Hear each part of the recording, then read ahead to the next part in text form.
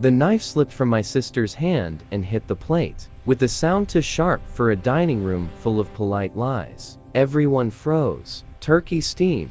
Wine glasses hovered mid-air. My aunt's smile cracked like old porcelain. My phone was still in my hand. A single notification glowing on the screen. Transfer complete. $30 million.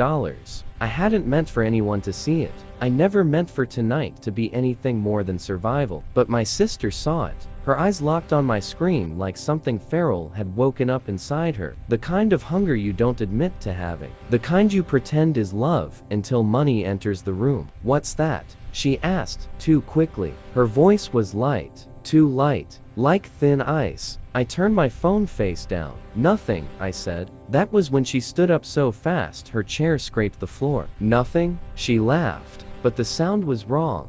High. Broken.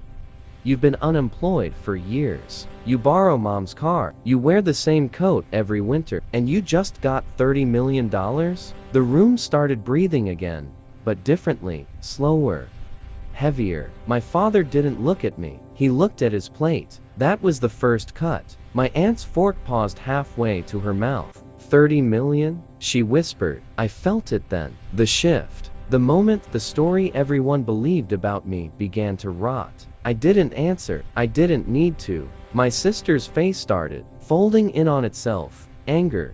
Confusion. Something close to terror. "You're lying," she said. Her eyes searched my face for weakness. They didn't find any. "Say you're lying," she said again, louder now. I lifted my glass, took a sip, calm, measured. "I'm not." Silence exploded. She screamed, actually screamed. A raw, animal sound that tore through the room and left everyone exposed. "You don't deserve that," she yelled. "You never worked. You never did anything. I did everything right." Her words came fast now. Years of unspoken arithmetic spilling out. Who got what? Who deserved more? Who was supposed to be nothing? I watched her unravel like I'd been watching her my whole life. And that's when I saw it.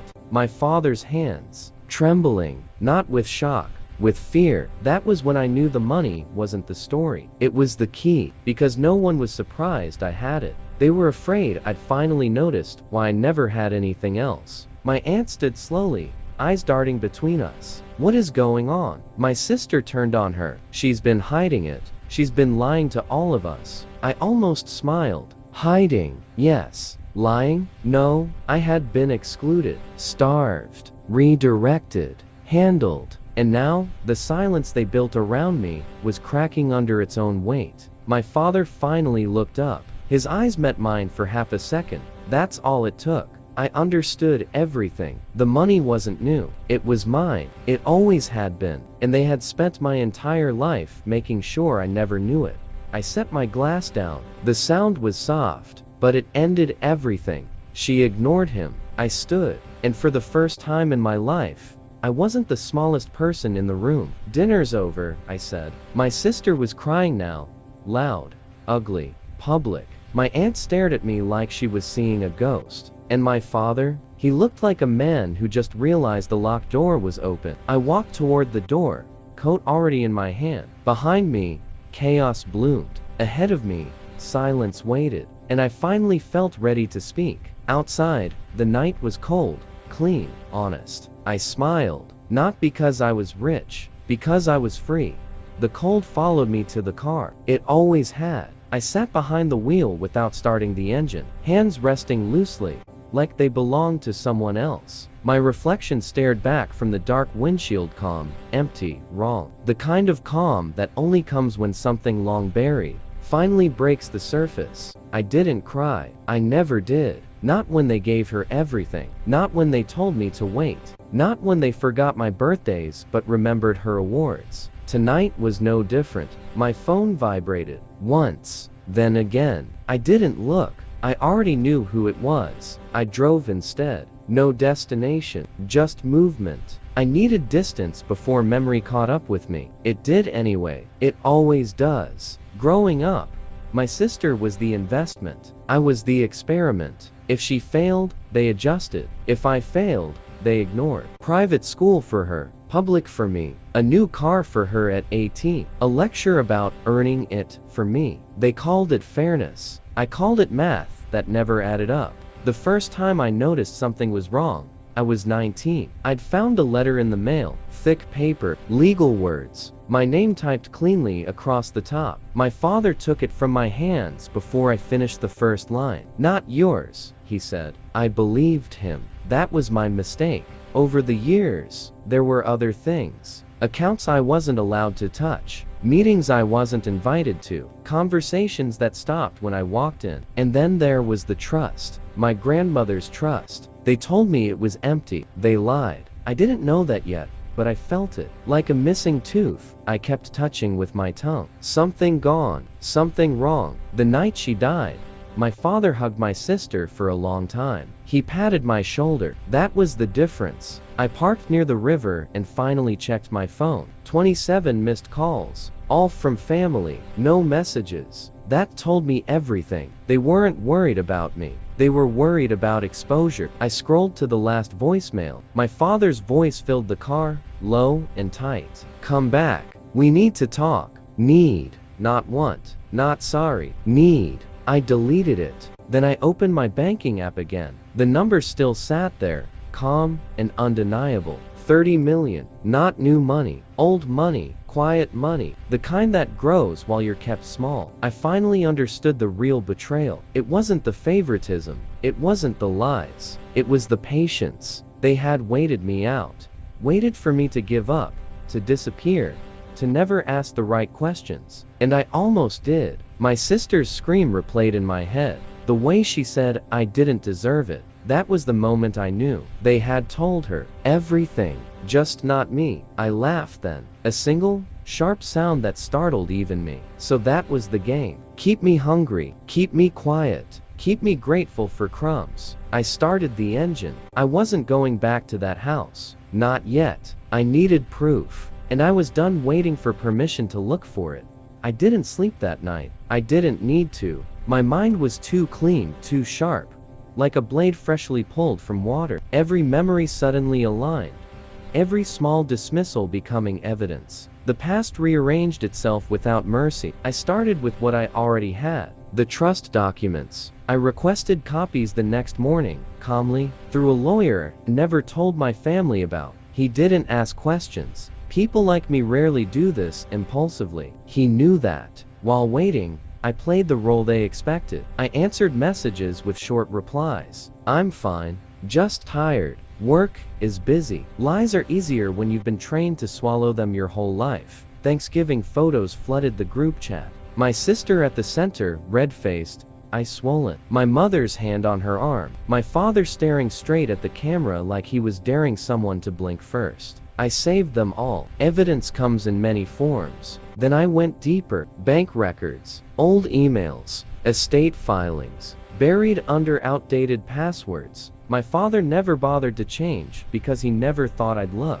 That was his second mistake. I sat in my apartment, coffee cold beside me, watching numbers move across my screen like they were confessing. Accounts opened the year my grandmother died. Accounts closed a year later. Money transferred, renamed, hidden, all in my sister's name, or so they thought. I found the shell company 2 hours later. It was registered to a trust. My trust. My hands didn't shake. That surprised me. I felt nothing. No anger, no relief. Just confirmation. They had used my name as a hiding place. Moved the money through me without my knowledge. Counting on my silence, my distance, my smallness. I wasn't supposed to notice. I ordered a full forensic audit. That cost them 3 days. On the 4th day, my father called again. This time, I answered. "We should talk," he said. Voice soft, careful-like. I was something fragile that might break if he pressed too hard. I smiled. "About what?" I asked. A pause. A breath. "You embarrassed your sister." There it was. Not the theft. Not the lie. Not the years of manipulation. The embarrassment. I didn't say anything. I replied. Another pause. "People talk." "Yes," I said. "They do." Silence stretched between us like a wire pulled too tight. "Come home," he said finally. "We'll sort this out." Sort. That word meant erase. I agreed. Not because I wanted peace. Because I wanted witnesses. I arrived the next evening. Same house. same smell, same portraits of a family that never included me. My sister wouldn't look at me. My mother watched me like I was a threat. Good. The audit results buzzed on my phone as we sat down. Perfect timing. I didn't open them yet. I wanted to see their faces when the truth arrived. I wanted to remember this moment the last second they thought they still had control. Dinner was quiet. Too quiet. My father cleared his throat. "You've changed," he said. I met his eyes. "No," I replied. "I just stopped pretending." My phone vibrated again. I stood. "I need some air," I said. No one stopped me. Outside, under the dark sky, I finally opened the file. Line by line, account by account, signature by signature, my father's handwriting. Everywhere. The money was never hers. It was never his. It was mine. And they had stolen it from me while smiling across dinner tables. I locked my phone. When I walked back inside, I was already done being their daughter. I was just the accountant of their ending. They were waiting when I came back in. Not standing, not pacing, sitting, like a jury that already decided the verdict. My father folded his hands on the table. My mother stared at the napkin like it held answers. My sister's knee bounced under the table. Fast, nervous, uncontrollable. She hadn't learned yet how to hide fear. She'd always relied on others to do that for her. I took my seat slowly, placed my phone face down. Silence pressed in, thick and heavy. "You went outside," my father said. "Yes." "You didn't come back right away." "No." He nodded, as if this was confirmation of something he already suspected. "What do you want?" My sister snapped. Her voice cracked halfway through the sentence. "Ugly, exposed." I looked at her then. Really looked. She was shaking. Not angry. Not entitled. Afraid. I turned my phone over and slid it across the table. "Read it," I said. No one touched it. My mother's lips parted. "What is that?" "An audit," I said. "A full one." My father's face changed. Not dramatically. Not explosively. Just drained. Like someone pulling the plug out of a machine. "That's unnecessary," he said quietly. That's when I knew. If he'd denied it, I would have still had questions. If he'd yelled, I would have doubted myself for a moment. But he didn't. He went straight to control. "It's already done," he continued. "Digging into it won't help anyone." My sister reached for the phone then. Her fingers fumbled as she scrolled. Her breathing sped up. Her face went pale. "What is this?" she whispered. I answered calmly. "That's the money." Her head snapped up. "What money?" "The money you thought was yours." My mother finally looked at me. "What are you talking about?" I leaned back. I let the moment stretch. 30 million, I said. Moved into a trust under my name. Used as a shell. Hidden behind me because I was the one you all ignored. My sister dropped the phone. It hit the table with a dull, hollow sound. "That's not," she started, then stopped. Her mouth opened again, but no words came out. My father stood. "Sit down," I said. My voice didn't rise. That's what made him stop. "You used me," I continued. "For years. You let me believe I was nothing while you used my identity to protect yourselves." My mother's eyes filled with tears. "We were trying to keep the family safe." I smiled. "No," I said softly. "You were keeping yourselves safe." My sister started crying then. Loud. Messy. The kind of crying that demands comfort. No one moved.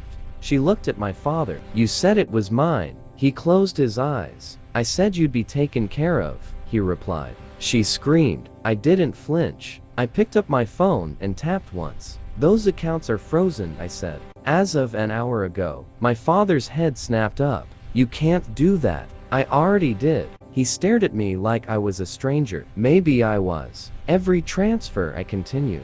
"Every signature. Every lie forwarded to my attorney." My mother sobbed now. My sister slid down in her chair like her bones had vanished. "And tomorrow," I said, standing, "the authorities will receive the same file." My father's voice broke. "You'd destroy us?" I paused at the doorway. I turned back. "I didn't destroy you," I said. "I just stopped carrying you." Then I left. And for the first time in my life, the silence followed me out like respect.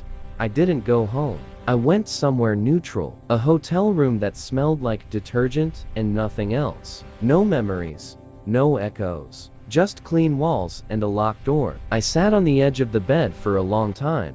my coat still on. My hands weren't shaking. That surprised me. I'd always imagined revenge would feel like fire, like shouting, like slamming doors. But this felt surgical, quiet, exact. My phone buzzed once, then again, then again. I didn't look. I knew who it was. When you remove the floor, people don't fall right away. They flail first, grab at air, reach for the nearest thing they once controlled. That thing was me. I poured a glass of water, drank it slowly, watched the city lights blink outside the window like indifferent stars. Then I opened the messages. My mother, please, we can talk. My sister, you promised me everything. My father, you've made your point. This has gone far enough. I smiled. They still thought this was a tantrum, a phase, a power play. They didn't understand the difference between anger and resolve. I opened my laptop. One click. I forwarded the files. Every document, every signature, every hidden transfer. Years of manipulation, neatly organized, labeled, time-stamped. I added one line in the email. For your records, and for the truth. Send. The confirmation ping sounded loud in the quiet room. I closed the laptop. That was it. No speech, no confrontation, no final words. Real revenge doesn't need an audience. My phone started ringing. I turned it off. The fallout came in waves. First, the bank, then the lawyers, then the silence. The kind of silence that screams. By morning, father's accounts were frozen. By noon, my sister's name was removed from everything she'd been promised. By evening, my mother stopped calling. They were finally learning something I'd known since childhood. Love, when conditional, is just leverage. And I had taken it back. 2 weeks later, received a letter, handwritten. My father's handwriting had always been perfect. Sharp lines, controlled, confident. Now, it's slanted. You've ruined this family. I read it once, then I folded it and dropped it in the trash. I booked a flight that night. One way, different city, different name on the lease, different future. At the airport, sitting at the gate, I felt something strange. Light, not happy, not relieved, clear. They would tell the story differently, of course. They would say I was ungrateful, unstable, cruel. Let them. I finally understood something they never would. I was never their daughter. I was their shield. And shields don't get thanked. They get discarded. Until they're gone. The plane boarded. I stood, didn't look back. And for the first time in my life, I knew exactly who I was. The one who walked away with everything they thought they owned. The plane lifted before I felt it. That's how detachment works. You don't notice the moment it happens. Only the absence after. The city shrank beneath me. Glass, concrete, lie stacked neatly together. Somewhere down there, my family was still trying to understand how the ground disappeared without warning. They would spend years replaying the moment at the table. The look on my sister's face, the silence, my calm. They would never understand that it wasn't the money that broke them. It was the mirror. I closed my eyes and let the hum of the engine drown out their voices in my head. For the first time, they were faint, distant, unimportant. I thought about childhood, how I learned to be quiet early, how I learned to say thank you for leftovers, how I learned that love came with conditions, and those conditions could change without notice. I wasn't angry anymore. Anger is loud. Anger wants witnesses. What I felt now was colder, final. People think closure is forgiveness. It isn't. Closure is understanding that you were never crazy for feeling empty in a full room, that you weren't ungrateful, you were neglected, that you weren't difficult, you were inconvenient. And inconvenience is unforgivable to people who only love what they can use. I opened my phone. No new messages. Good. They had finally stopped trying to pull me back into a story that was never mine. At baggage claim. No one was waiting for me. No name on a sign. No forced smiles. No expectations. Perfect. I signed the lease the next morning. A small place. Quiet. Clean. Mine. I bought furniture slowly. A chair first. Then a table. Then a bed. I slept deeply for the first time in years. Weeks passed. Then months.